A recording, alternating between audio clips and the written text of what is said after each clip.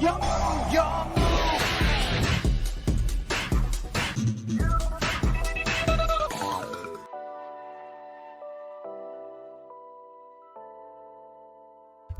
aí galera, eu sou o T e beleza que o Pêndulo não é o best deck let's go, mas você vai ter que admitir que o Triff é o deus do novo mundo. E bem meus amigos, hoje eu tô aqui finalmente para poder comentar sobre um dos grandes acontecimentos desse último fim de semana. Se você não tá ligado, rolaram dois do ICS nesse fim de semana que são bem relevantes pro andamento do formato do TCG, que tem impacto, apesar do Genesis ter ofuscado um pouco a visão do público médio sobre o jogo, mas o TCG foi altamente impactado pela nova main collection do Doom of Dimensions, que impacta diretamente no formato. Então, baseado nisso, nós tivemos há um certo tempo a banlist, que você não lembra, dá uma olhada aqui em cima que eu comentei sobre o que rolou na banlist, e esses foram os dois primeiros Premier Events, o ICS, em que nós tivemos valendo para ele a banlist e o Doom of Dimensions. Logo, nós tínhamos muito pelo que olhar para esses torneios, um deles na América Latina em Lima e o outro na França em Lille. E aí esse vídeo é pra gente dar luz e foco para o torneio da América Latina, porque é o torneio que o Triff ganhou. E ele colocou no jogo um deck que eu vou comentar aqui com vocês, que sinceramente, o que rolou aqui é uma das coisas que me motivam a jogar, a continuar acompanhando o jogo, sabe? Eu acho que é um bagulho bem maneiro, um acontecimento grande que, spoilando, acho que pro fim de semana, nada do que a gente vai ver aqui vai valer, e eu entro mais detalhes um pouco mais à frente. Mas pra agora, que é o momento que importa pra você causar o impacto com a decklist e com as ideias, foi muito foda. Então hoje eu quero comentar um pouco com vocês sobre o que rolou nesse torneio, como está o formato, que se esperava do formato e por que esse deck foi tão disruptivo, fazendo o Triff ser o deus do novo mundo. Então, meus amigos, o assunto é esse. Partiu, então vamos lá. Muito bem, meus amigos, então vocês já me conhecem, aqui no canal a gente analisa, entre várias aspas, as coisas do jogo em vídeos muito mais longos do que eles deveriam ser, com muito menos conteúdo do que eu deveria te passar, mas ainda assim eu tento. E aqui a gente vai comentar sobre algumas questões e eu resolvi fazer esse vídeo de um jeito um pouco diferente. Eu não vou simplesmente comentar com vocês sobre as questões que você já espera, a gente vai separar e ter um caminho que tá na minha cabeça, mas eu não sei se eu vou conseguir colocar em palavras pra vocês. Mas basicamente tudo começou aqui. E por que o Triff é o deus do novo mundo? Porque sempre que a gente tem uma mudança de formato, dá pra imaginar que o formato muda e temos um novo mundo em ação. Quem ganha o primeiro torneio é o deus daquele novo mundo. E o Triff fez isso duas vezes. Uma vez no ICS de Anaheim, que rolou no fim do ano passado, que é onde o Crossover Breaker foi lançado. Não lembro o que é o Crossover Breaker? É a coleção que colocou o Ryzel e o Malice no jogo. Uma coleção muito impactante e que transformou esses dois decks no meta do Snake Eye, enquanto o Snake Eye nem tinha tomado lista ainda.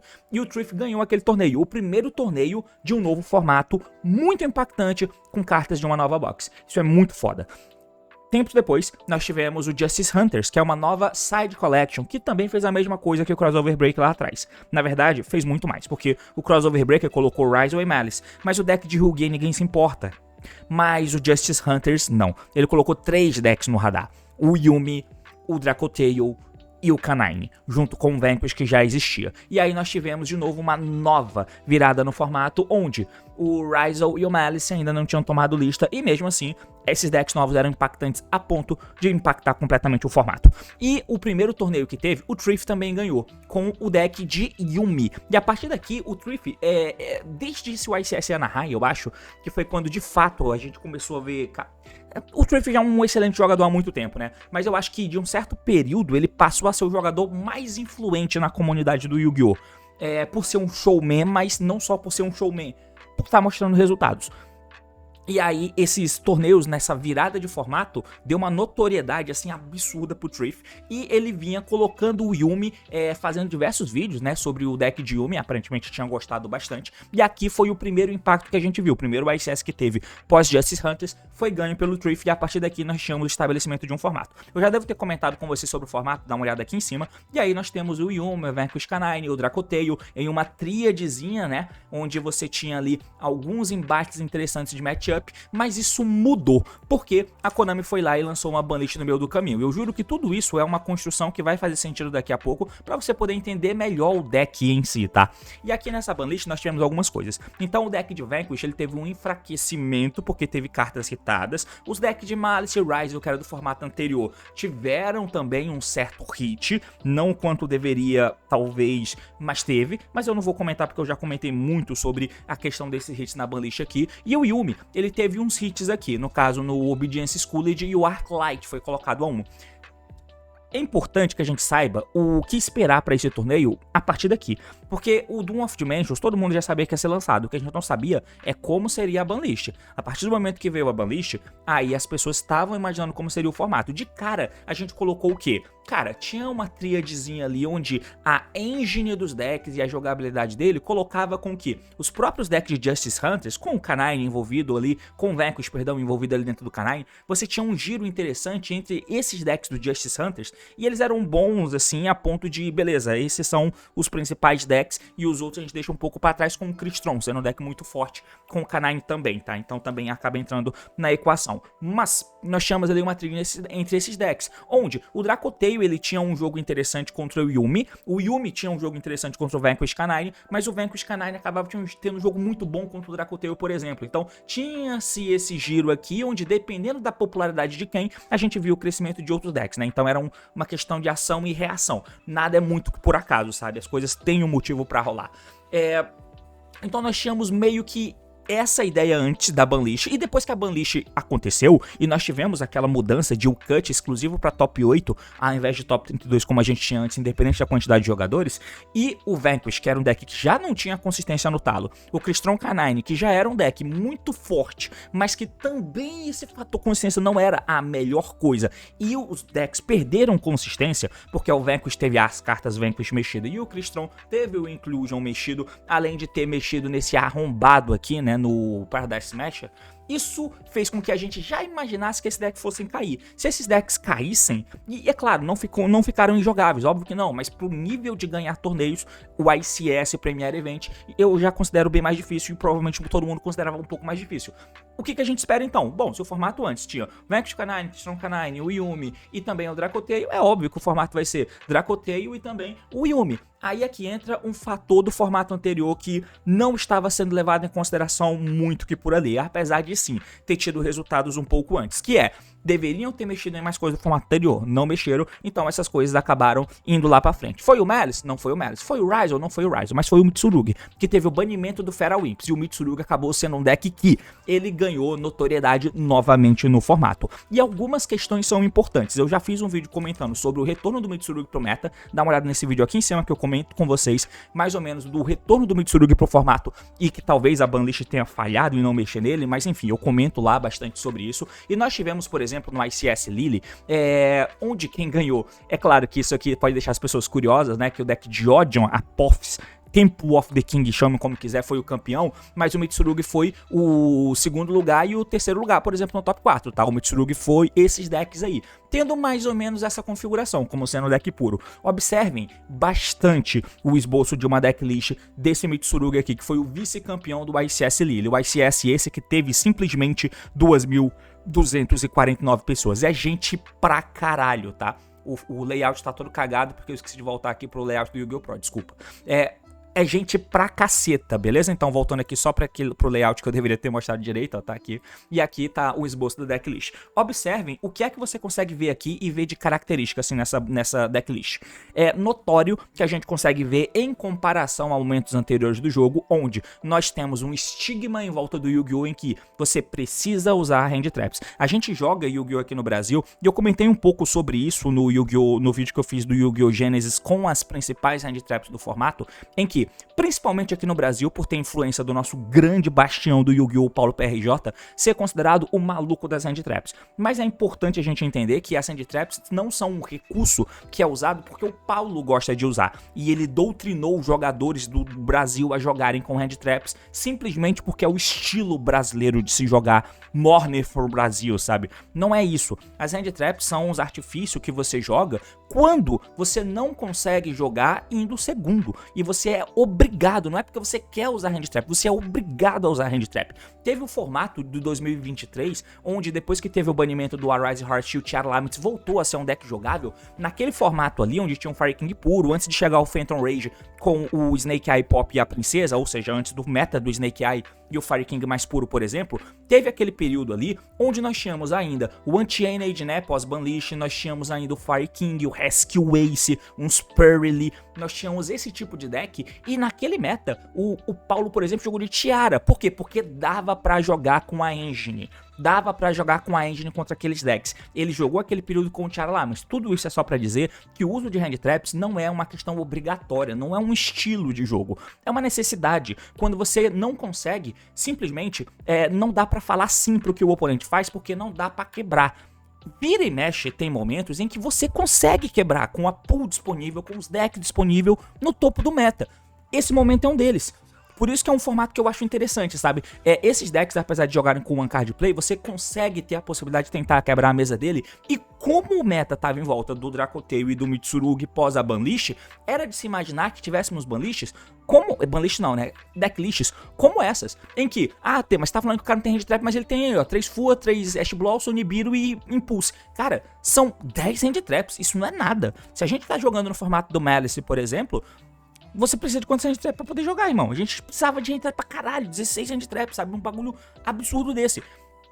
E aqui você pode usar um pouco menos com cartas como o Board Breaker, como essa aqui. Mas o Mitsurugi é um deck bem peculiar, porque além de ele ter essas hand traps aqui, ter a habilidade de usar o Impulso, pouco deck tem, o Super Poly, que é um puta Board Breaker, e no side deck dele tem o Dark Hully No More, por exemplo, com algumas outras cartas de impacto alto, além, claro, de você poder usar isso aqui pra poder dar no Luna Light, o que é bem legal de se ter no deck. Você ainda tem um fator muito interessante em volta do deck de Mitsurugi, que é o Mitsurugi quebra a mesa. É uma engine que quebra a mesa. Eu vinha comentando com vocês lá no meu canal de jogos comentados em que o Mitsurugi era um deck que eu vinha achando bem legal, porque antes da Banlish não era um deck que eu pensava, mas já performava um pouquinho, mas já dava pra ver que tinha alguma coisa. Depois da Banlish Regionals, ele passou a performar um pouquinho aqui e acolá, que é o que eu comento no vídeo de Mitsurugi que eu indiquei aqui pra vocês aqui em cima. E quando eu fui assistindo os jogos, eu falava, pô, tinha uma parada interessante. Eu, burro, vi que tinha uma parada interessante ali, que o Mitsurugi era um deck que tava tendo essa questão de que, cara, quando a parada gira e você tem ali uma combinação legal de cartas, o Mitsurugi é muito interessante porque são jogadas que demandam, que põem pressão, que demandam respostas e que você consegue voltar punindo, fazendo um Murakumo da Raigeki em tudo e resetar a mesa. Em um deck como o Yuumi, isso é muito bom. Muito bom que você consiga resetar a mesa dando Raigeki no campo dele, por exemplo. E o Yuumi era o principal concorrente, né, do formato. Além de N outros decks que esse quebrar de mesa do Murakumo depois de ter forçado, era muito bem-vindo. E o deck de Mitsurugi tem essa capacidade, o que é muito legal. E a partir daqui a gente vai tentando juntar algumas coisinhas. Isso faz do Mitsurugi ser o melhor deck do formato? Não necessariamente. O Yuumi ainda é o deck mais confiável. Porém, com o Yuumi sendo um deck muito mais confiável e com menos uso de Canine, por exemplo, Canine Vanquish Soul, e você tendo Dracotale, Yuumi, nós temos popularização de algumas cartas e de você começar a perder para coisas que você não deveria. O de Barry eu acho que é uma preocupação muito real e na verdade bem desnecessária. E isso acaba deixando assim uma coisa bem chata de você ter de tomar em um deck. Então, a gente começa a ter algumas questões aqui. A gente tá em um formato em que tá virado para você, para quebrarem a tua mesa, jogando de Yuumi, por exemplo, que é o melhor deck do formato, ou até o Dracotale, estão voltados para tentar quebrar a tua mesa, porque o deck não tem um teto suficiente para isso, sabe? Então a tua mesa ela é quebrável, dificilmente vai ter tanta coisa que você coloque que aumente tanto assim o teto do teu deck sem que você prejudique tantas coisas. Porém, todo mundo tá enfrentando isso, e você acaba tomando questões aqui e acolá, independente do deck. O Mitsurugi também, obviamente, não é um primor de deck absurdo, ele é muito bom, mas tem também as suas fraquezas. Mas não era o metacall, o Mitsurugi não era o metacall. Então, por exemplo, os draws no main deck não era algo que você esperava tomar agora em comparação com o formato anterior, em que o Mitsurugi era o meta junto com o Ryzen. O Mitsurugi perder o Ryze, um pouco do Ryze, o que faz com que ele tenha perdido um pouco dessa tentativa de jogada com o Murakumo sendo o push final para quebrar a mesa. Então foi tendo-se uma certa deficiência do Mitsurugi, apesar de se identificar que ele tem um fator muito interessante, e tem-se uma perca em volta do Yumi depois da Banlish, com todos os fatores que colocam ele como principal deck do formato, inclusive tendo mesas quebráveis e sendo difícil de voltar. Então tudo isso colocou em perspectiva uma possibilidade, tá? Se o Mitsurugi é um deck em que eu vou trocar aqui pro DB pra gente dar uma olhada em algumas questões, se o Mitsurugi é um deck que existe uma custom card como o Habakiri, e você pode dar efeito do Habakiri aqui na tua mão pra invocar o Sage ser tributado, pegar o ritual, ativar o ritual, tributar o Murakumo do deck pra invocar o Habakiri da mão, o Murakumo tributar, pegar o Mitsurugi Mirror, ativar o Mirror, tributar o Habakiri, invocar o Murakumo, o Habakiri triga e o Murakumo no campo triga também, podendo pegar o Praise, invocando o Habakiri do cemitério e dando o Raigeki aqui. Você tem um shock point aqui, você tem esse momento acontecendo com o mínimo de cartas gastas possíveis e você consegue limpar a mesa do amigo e fazer o jogo voltar de maneira qualitativa pra você, porque do jeito que tá aqui, você dá Raigeki de novo no turno do oponente. Tendo esse Praise pra trás, vamos supor que chegou em um estágio em que eu tentei e fiz isso aqui. Tentei jogar, o cara acabou a interação e eu fiz isso aqui. Eu seto o Prayers, quebrei o campo dele com relação a monstros, vai pro turno dele, ele vai tentar jogar baixando o Surprise que ele pegou com o copo, ou dando normal summon de algum Yumi, eu vou ativar o Prayers, tributar o Murakumo vai ser tributado, vai voltar e vai dar Raigeki de novo no campo do oponente. Isso é bom pra caramba, tá? Esse é o fator board break em volta do Mitsurugi, que é muito foda, muito foda. A gente vai voltar um pouco, porque, beleza, tem esse fator em volta do Mitsurugi que é muito foda, mas aí você tem um quebra-cabeça em que as peças têm que se encaixar. Entendemos isso aqui. Nós temos uma outra questão em volta do deck de Yumi, por exemplo, que é um deck que, se você não sabe ainda, no Doom of Dimensions, nós temos a capacidade de fazer isso aqui. O Normal Summon do Batata faz o Garra coloca a Field Spell revive o gato, junta os dois, faz o gato busca, e esse gato busca é quem faz tudo acontecer, porque eu junto um Link 1, Tanner, que vai ser tratado como Tanner, junto com o nível 1 qualquer, não precisa ser Yumi, e eu chego no gato Garra aqui, né, no gato copo, e ele pode buscar dois nomes. Eu peguei Ash Blossom para ser um descarte extra, tá? A partir daqui eu tenho um descarte da Ash Blossom, baixo o copo pega o Surprise, eu baixo o Marshmallow, que é a carta nova do Doom of Dimensions, tá? Ele só entra da mão se eu controlo apenas Light Beast ou não controlo monstros, e se ele é Special invocado ou normal, eu posso reciclar uma Spell ou Trap Yumi, e eu quero pegar o Surprise, que ainda não tá no cemitério. Agora você vai juntar dois ali no campo para fazer o Metal Mart dá efeito revive um dos gatos ali, o Synchro, né? Você faz o Arclight,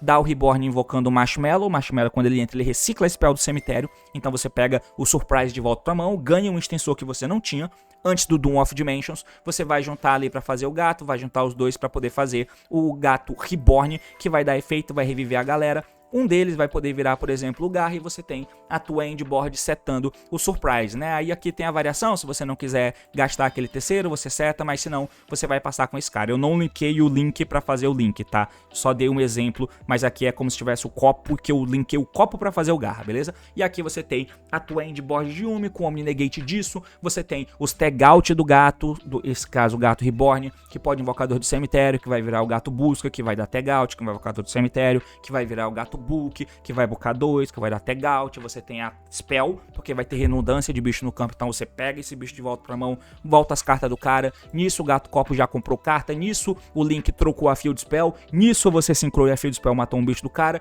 nisso o Arclight se tributa e nega qualquer carta, e nisso você tem follow-up pra trás, e você interagiu de NN em forma diferente. Esse é o deck de Yumi, que tem-se as suas questões pra tomar board break e tal, tem, mas a Spell te deixa ter um respiro e você tem muita tech na mão. Então a gente sabe que é assim que o Yumi funciona, mas que tem as suas lacunas, como vocês viram, principalmente na questão de segundo, se você vai segundo e você tá apostando só na hand trap, que é o que a gente tem geralmente, você acaba tendo e você toma uns de barre bem dolorosos, você acaba tendo lacunas a serem preenchidas, e é aí, nessas lacunas, que o Triff age. Eu tô tentando falar tudo isso antes de só mostrar a decklist pra você, até porque você já sabe, pra a gente tentar caminhar e tentar chegar em por que isso aconteceu, sabe?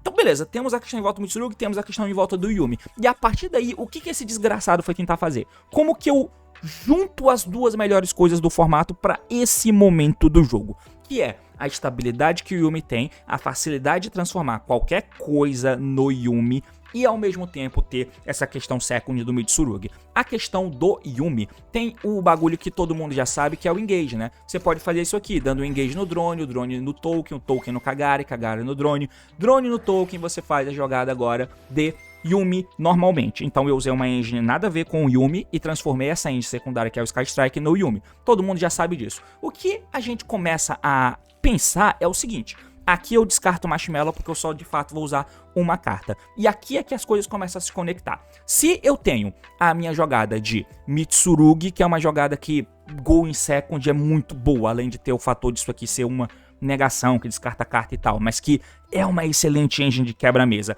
E ao mesmo tempo eu tenho toda essa jogada de estabilidade do Yuumi, que eu sei que tem as suas fraquezas, mas que talvez é a engine mais estável do jogo, talvez.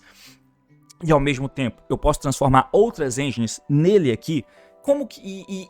então a gente começa a tentar ver como que se conecta as duas coisas. E para isso, a gente pode simplesmente repetir uma jogada de Yuumi, pegando o Surprise aqui, ó, e juntando para fazer o Garra ataca o Reborn reviveu o desgraçado, juntei para fazer aqui o Synchro que revive, e aí eu juntei dois para fazer esse gato, que é uma das coisas que já começa a mudar com relação ao deck normal, porque esse gato, ele tem um efeito de fazer Synchro no turno do oponente, beleza, mas o principal efeito é que se ele tá no cemitério, ele volta outro Synchro do cemitério pro deck para poder se reviver. Por que eu faria isso? Porque eu vou fazer agora no meu combo o Arclight. Grande coisa, o Arclight já foi feito na outra mesa, inclusive era meu endboard, mas aqui a gente pode fazer diferente, porque percebeu que nós temos uma tentativa de jogada com carta azul, cartas Yuumi que eu transformo qualquer enginezinha de nível 1, transformo na minha jogada de Yuumi, e eu tenho o Arclight que você dá Kaleidoscope no Necroz para poder pegar qualquer ritual. Aqui a gente vai fazer semelhante. Você pode dar o Surprise, invocar o Marshmallow, e aí você tem um corpo a mais e linka no MyP, porque assim o Arclight cai no cemitério, e se ele cai no cemitério ele pega um ritual, e se ele pega um ritual eu pego um Habakiri, e se ele pega um Habakiri eu posso continuar jogando de Yuumi, ou você pode fazer a tua jogadinha de Mitsurugi, que aqui eu tô mostrando como sendo um T0, mas entenda que o principal bagulho nem é se é a jogada de T0, é algo que é de graça, porque é algo que eu já faço na minha play. Você já faria o Arclight normalmente na tua play. Mas aqui a gente vê, e lembrando, nós ainda estamos no esboço, aqui a gente vê que existe uma conexão, tá? Então, imagino que o esboço seja nessa vibe, sabe? Aquele gato do cemitério embaralha o Arclight vai estar no extra deck, seta as duas cartas, não é pra ter o Rabaqueiro no campo, eu acho que eu até jogo ele fora aqui, ó, porque eu preciso das minhas zonas livres, e agora eu tenho a minha jogada de Yuumi, eu só tenho um Yuumi, mas eu ainda tenho a minha jogada de Yuumi. Porque eu tenho o IP aqui no campo, eu tenho o Murakumo com o Prayers, e o Prayers tributa o Murakumo pra pegar uma carta, o Murakumo volta e dá Raigeki, o que é excelente, é uma interação que o Yuumi não tem, e a gente vai passando por elas aqui, ó. Por exemplo, você pode fazer o Zombie Vampire se eu invocar o Rabaqueiro do cemitério, por exemplo. Mas a primeira coisa que o cara faz, tag out do gato, invoca dois aqui. Beleza? Gato compra. Efeito do Link do Synchro 3. Eu posso sincrar e eu faço o Arclight no turno do oponente. Show de bola. Tem o Omni Negate aqui no campo e bano as cartas da mão do amigo que forem da mão pro cemitério. Dei tag out do outro desgraçado do Synchro. Invoco 2 do cemitério. Dou efeito do Link. E você faz, por exemplo, o gato Reborn já invoca 2, o Synchro de novo dá efeito, faz o gato book, efeito do gato book, você buca as cartas do cara, a IP pode dar efeito e levar embora pra fazer um Little Knight, eu posso dar o Arclight tributando, esse Arclight tributado, ele pega ritual, e aqui ainda você pode dar o Praise, tributa o Murakumo, pega uma carta, volta o Murakumo, dá Raigeki, invoca o Sage pega uma carta, o Murakumo pega outra carta. Tô pegando a castar de carta. Eu até voltei ali o Habakiri pra deixar no deck, pra pegar o Illusion com o Arclight ao invés disso, tá? E aí eu tô pegando o Praise com o Habakiri, o Murakumo que vai se invocar, da Raigeki, tem ainda o Little Knight, tem ainda o Surprise, olha quanta interação eu consegui fazer. Beleza, interação não é necessariamente um problema, apesar de que é importante que você consiga, principalmente em um formato em que estão tentando usar board break contra você, significa que eles têm menos hand trap. Se eles têm menos hand trap, que eu tenha diferentes formas de aumentar o poder da minha jogada, porque o cara vai não vai me impedir, ou dificilmente ele vai me impedir. É aí que entra decks de Floodgate, por exemplo, né, com o Miyuni, o Artefato e tal. São decks que se popularizaram nesse fim de semana e fazia sentido porque a galera ia diminuir as hand traps, faz total sentido, é ação e reação. Então, se eu puder aumentar o teto da minha jogada, faz sentido, e se aumentar o teto da minha jogada e me ajudar também em Go in Second, esse é o sonho. Mas como que eu vou encaixar isso? Como que eu posso, de fato, encaixar isso em um deck funcional? É aí que você começa a cavar mais, porque você percebe que essas cartas que você está usando de Mitsurugi, elas são azuis. E que tem outras cartas azuis que você pode usar no teu deck. Como, por exemplo, você tem aqui o Prep, você tem essas cartas que não são buscáveis pelo Prep, mas o Pré-Prep existe no deck para você pegar o Miho e o Habakiri, então isso é interessante para poder usar no teu Mitsurugi Yumi, que era um deck que já existia, tá? Não é de hoje que esse deck existe, mas enfim, mas também você pode pegar um Illusion, porque o Illusion pega o Magisouls e o Magisouls é um extensor de nível 1, que pode torrar spell para comprar carta, legal, spell redundante, mas o grande pulo do gato é, se estamos usando essas cartas, tem alguma outra carta que eu posso usar que vai facilitar a minha vida fazendo jogada de uma carta, porque o Illusion é um extensor, mas eu continuo precisando ter um bicho do lado dele. É aí que entra o Hungry Burger e a jogada de Novels. E é aqui que o bagulho começa a ficar absurdo. Porque se nós temos o Preparation of Heights, que lembra, ele não pega Mitsurugi, mas ele pode pegar o Illusion of Chaos, que é um extensor de nível 1 no ruim, eu posso também agora pegar essa carta. E por que ela é interessante? Porque eu posso ativar o efeito dele e eu busco o Novels, que é essa menina aqui. Esse Novels Normal Summon vai dar efeito e eu vou pegar uma carta exclusiva TCG que lançou agora no Dawn of Dimensions, que é o Miracle Raven. Eu acho que foi no Dawn of Dimensions, tá? Mas não tenho certeza. O Miracle Raven tem o efeito que, durante a main phase, você pode Ritual Summon ele por tributar monstro na mão ou campo, cujo nível seja igual ao EC da 1. Então, eu tenho a menina que é nível 1, eu tenho esse bicho na escala, que é um Ritual Pêndulo. Então, eu vou invocar ele da escala, tributando a menina do campo. Quando isso acontece e essa menina Novels é tributada, lembrando, Novels é um deck de ritual, então a interação é em volta de tributar as cartas mesmo, ela vai dar efeito e volta para a escala pêndulo.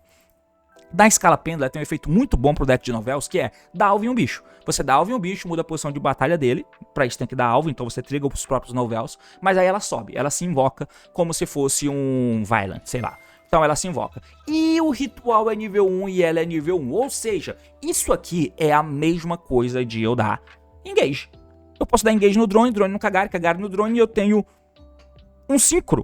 2 pra fazer. Eu tenho o Synchro do gato pra fazer. Eu troco um dos dois pra fazer um Linkuribo pra se tornar em Tanner. E eu faço agora esse cara. Ou seja, eu peguei todo o conceito anterior que a gente tinha e agora isso também tem mais cartas de consistência. E essas cartas são importantes para você esconder as cartas ruins que tem derivadas de ambas as engines. E também te dando versatilidade nas cartas que eu mostrei no começo, no Preparation of Heights, podendo pegar a carta dependendo do contexto que você precise. Sem falar que essas cartas em si também são consistência de diferentes formas. E o Arclight, por exemplo, pega todas elas, o que é bem interessante, daqui a pouco a gente chega no porquê. E aqui, basicamente, o cara vai jogar de novo, porque aqui a gente vai fazer a mesma coisa que eu mostrei antes pra vocês na jogada standard de Yumi. É só pra gente ver que encontramos uma engine de carta azul que consegue fazer a parada. Legal. E se eu tô usando carta azul também, ou seja, eu tenho mais start além dos Yu, o Mitsurugi não é start, necessariamente. Apesar de que os Mitsurugi, como eu mostrei aqui pra vocês, pode virar um Zombie Vampire, e um Zombie Vampire pode milar cartas. E que carta ele pode milar? Ele pode milar o ritual.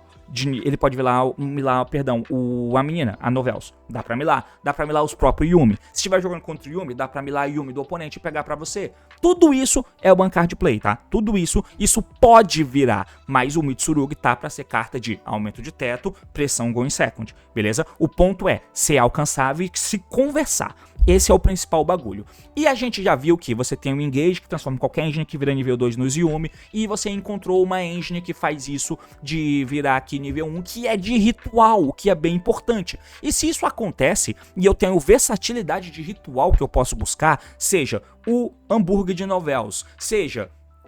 Na verdade é o hambúrguer de Novels mesmo, né?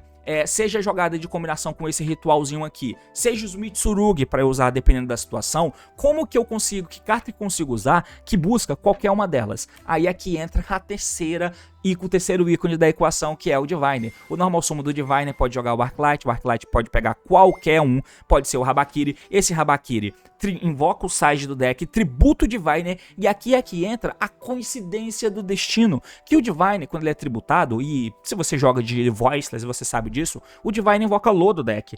Eu posso invocar Lo do deck aqui agora, jogando de Mitsurugi, Voiceless. Dá, beleza, o Habakiri invocou o Sage do deck e tributou o Diviner. Habakiri esse que foi buscado pelo Arclight que a Diviner jogou. Beleza, e o Diviner tributado, aí é que entra a cerejinha do bolo, porque ela invoca uma fada de nível 1. O Sage busca e o Diviner invoca do deck. Eu pego o Mitsurugi Ritual e invoco o Novels do deck, porque por algum motivo ela é fada e ela também é nível 1, então o Divine invoca ela. E eu acabei de mostrar pra vocês que isso vira jogada de Yuumi. É aqui que o Divine conecta as coisas. Enquanto o Divine é a melhor carta possível do deck, porque ele conecta o Yuumi e pega o Mitsurugi ao mesmo tempo. Tudo isso ao mesmo tempo, o que é completamente absurdo, tá? Aí você vai fazer a jogada igual a gente viu antes. Você vai pegar o Miracle Raven, que vai colocar na escala, que vai se invocar tributando a Novels volta pra escala, a Novels sobe, transforma ali ela no link, junto os dois faz o gato que busca vai pegar as cartas, enquanto eu já tenho o Mitsurugi Ritual e o Murakumo na minha mão.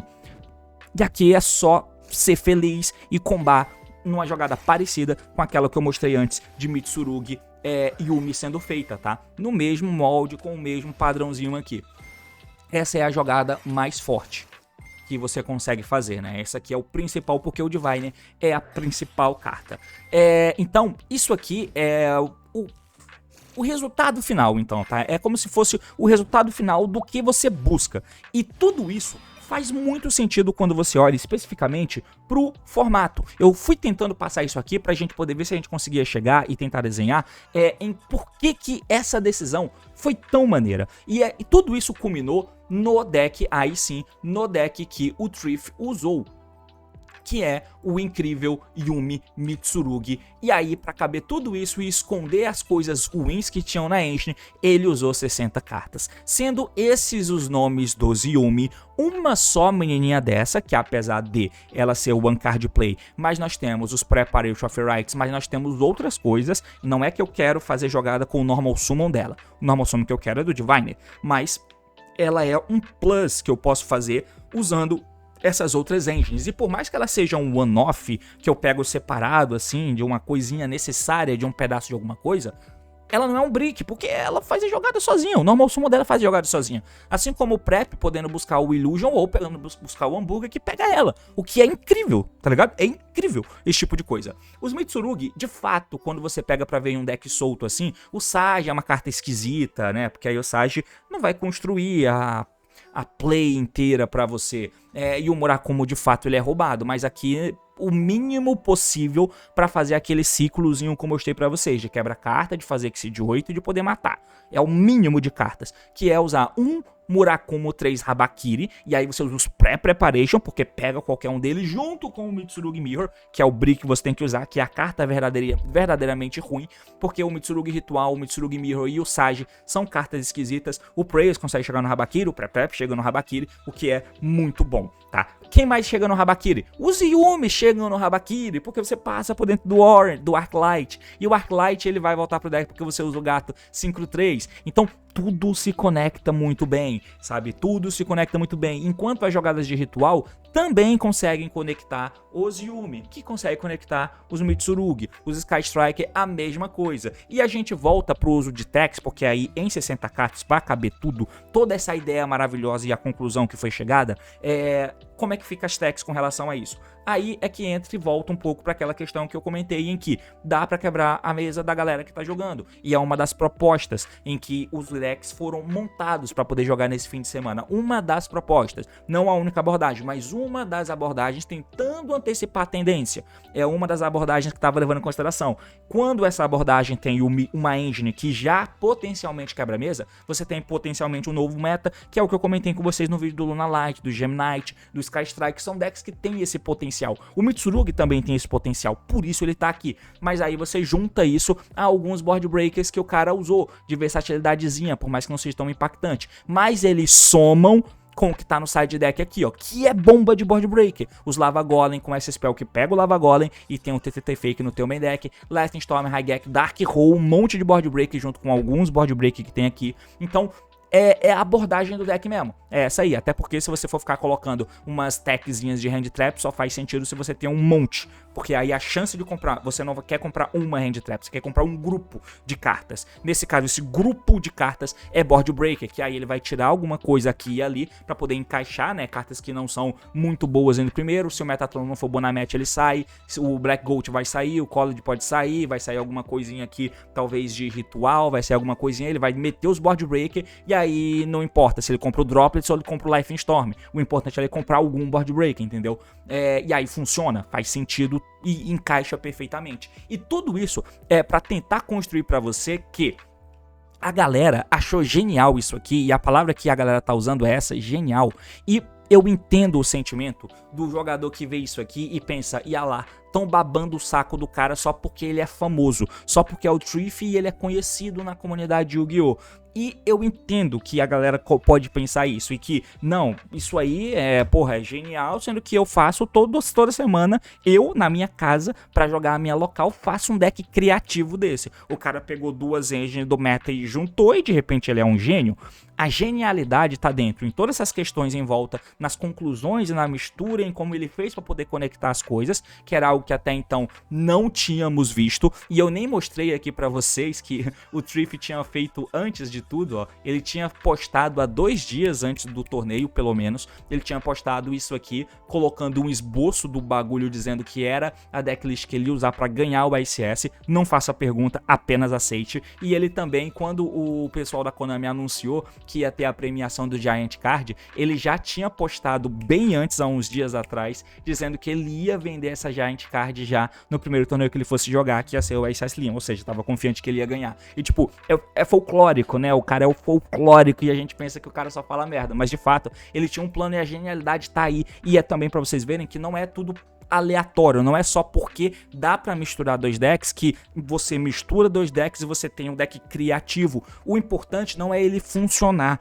porque engines misturadas existem aos montes. Por que que elas não estão ganhando o ICS? Porque elas não toparam o ICS? Porque quando você faz um deck as pessoas não te chamam de gênio, como faz com o Triff? É só porque o Triff fala inglês, ele é um jogador conhecido, ele é famoso? Não, é porque os processos que levaram à conclusão disso não foi simplesmente estético, não foi estiloso, não foi porque eu gosto, foram, e não só porque conecta, mas foi se identificando, primeiro, o que o formato estava pedindo, o que o formato precisava para ser counterado, como você poderia estar à frente de algumas tendências dessas, e a partir disso, encontrou-se essa mistura em que tentou tapar lacunas que os decks do formato tinham. E faz muito sentido tudo que rolou aqui. Foi para tentar desenhar isso para você. Não é simplesmente porque é um deck criativo, interessante, porque é uma mistura e... meu Deus! Não é isso. A genialidade está dentro do funcionamento e dos porquês.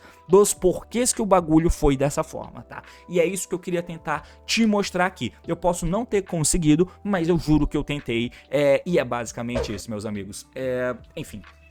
Demorei pra cacete pra fazer esse vídeo, já é quase meia-noite aqui desse dia, mas eu espero que você tenha gostado e que você principalmente tenha entendido. Valeu, falou e até mais. Tchau, tchau. E quem diria, o Triff na verdade é o verdadeiro Ritual Master. Adeus.